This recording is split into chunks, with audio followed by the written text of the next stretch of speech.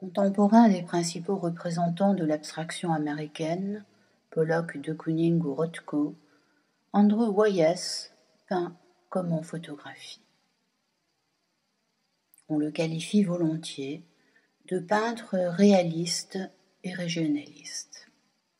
À en croire les critiques, il puiserait son inspiration dans son quotidien de provincial. Lieux et habitants du Maine ou de Pennsylvanie seraient ses sujets favoris. Mais ce serait faire injure à ce membre de l'Institut de France, élu en 1976, que de s'en tenir à cette lecture superficielle.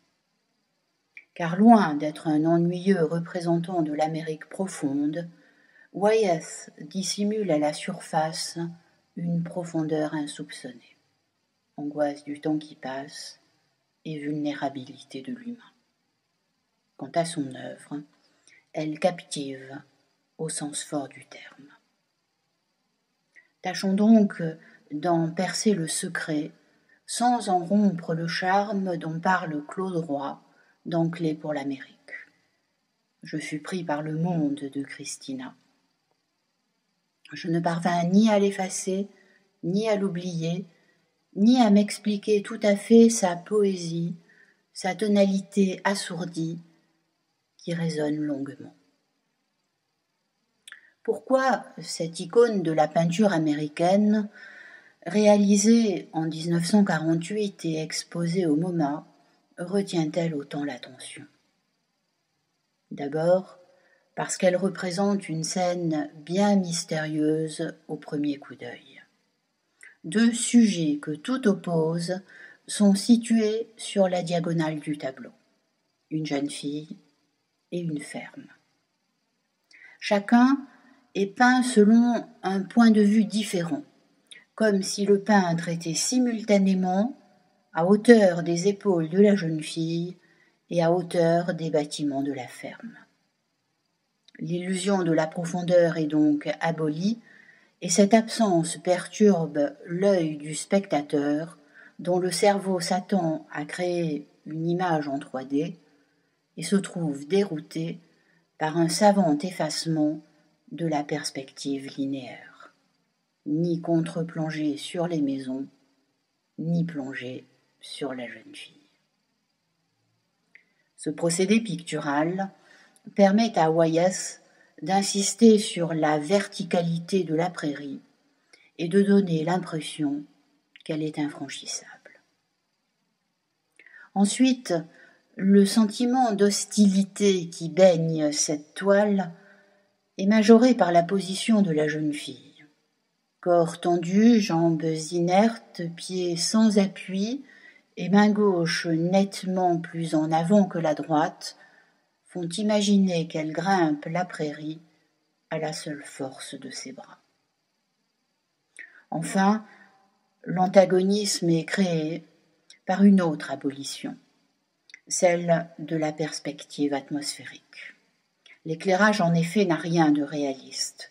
Il est violemment focalisé sur la robe rose, de fait surexposée et blanchâtre, et il laisse le reste de la scène dans une atmosphère plus terne, imposant un choix de valeurs trop foncé pour ce début d'après-midi d'été suggéré par les ombres, et il rend ainsi les maisons quasi menaçantes. Wyeth a donc représenté une scène plus pathétique que bucolique, une scène inspirée par un instantané. Ayant surpris sa voisine poliomyélitique, Christina Olson, en train de faire un effort d'autonomie, il a savamment et élégamment recomposé la scène au moyen de procédés artistiques hérités de la Renaissance, porteurs et de sens et de mystère. En effet, le dédoublement du point de vue et l'éclairage insolite voilent et dévoilent à la fois le sujet du tableau. Et l'on pense ainsi à l'art de Paolo Uccello aussi bien qu'à celui de l'Angelico. Ces analogies ne doivent pas faire bondir le profane, car les maîtres renaissants ont contribué à la formation de Wayès autant, sinon plus que son père, célèbre dessinateur et illustrateur. Un père qui eut le bon goût d'offrir à son fils encore tout jeune une monographie d'Albrecht Dürer.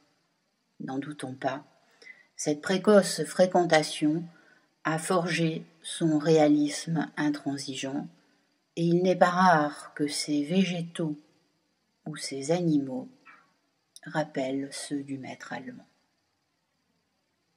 Mais Wayès, avons-nous dit, peint aussi comme en photographie. Et il convient de révéler une autre parenté ô combien troublante entre son regard et celui de Martine Lyon, photographe contemporaine dont les clichés sont encore accessibles. Ils ont en commun un art de capter ce que le commun ne voit pas, un point de vue très inhabituel sur ce qui nous entoure, révélateur d'une sensibilité poétique teintée de mélancolie et d'une émotion pure devant les choses vues. Jugez plutôt. Elle est plus citadine, lui plus rural, mais ils sont touchés par les mêmes motifs. Ils partagent les mêmes coloris et les mêmes cadrages. Ils ont en commun un regard sur le cycle des saisons, donc sur l'implacable écoulement du temps.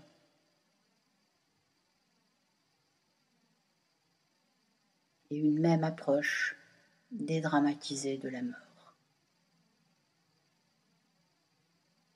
Avouez que ce film est riche de révélations.